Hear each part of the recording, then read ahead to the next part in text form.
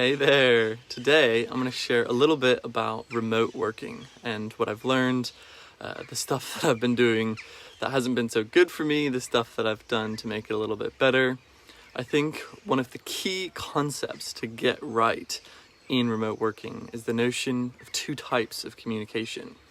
There's synchronous communication, which is speaking to somebody face to face, you're in the same moment at the same time. And then there's asynchronous communication, where there's a time delay between contributions, whether it's video or audio or text. And a lot of people struggle with the transition to asynchronous communication, and they're constantly trying to reply to someone else's message as soon as they possibly can. And it prevents them from ever really focusing or being present in their work. And this can be really problematic because any Cal Newport fans out there will know that deep work is one of the most important aspects of our ability to do good work. We can't do meaningful work scratching the surface and changing contexts all the time.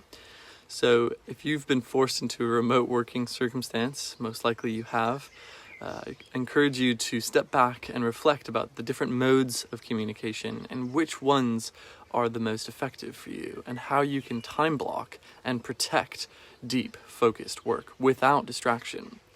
I think notifications from apps like Trello and Slack or whatever you're using are the primary distractors that inhibit somebody from focusing and working deeply.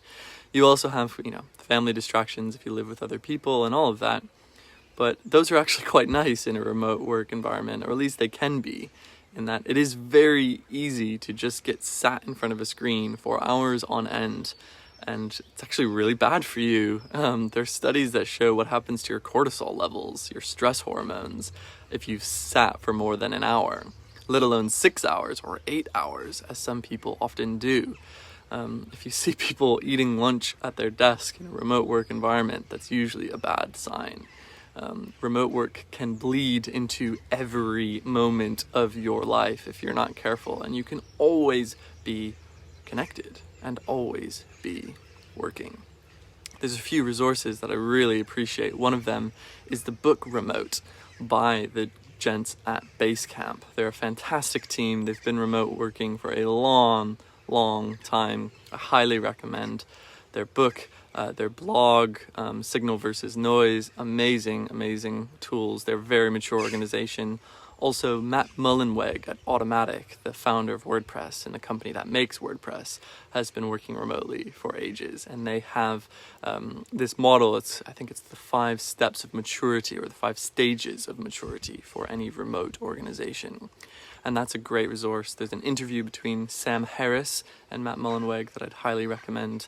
But just some thoughts, if you can step back and reflect about your modes of communication, your synchronous versus asynchronous, if you can experiment with improving and shifting things around such that you can be more productive, more focused.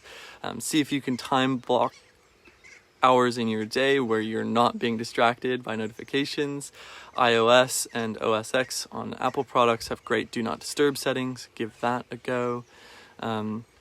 And see what you can make of your remote working context. You've obviously seen my home office work environment. Having a good ergonomic and well-lit space with good ventilation is super key.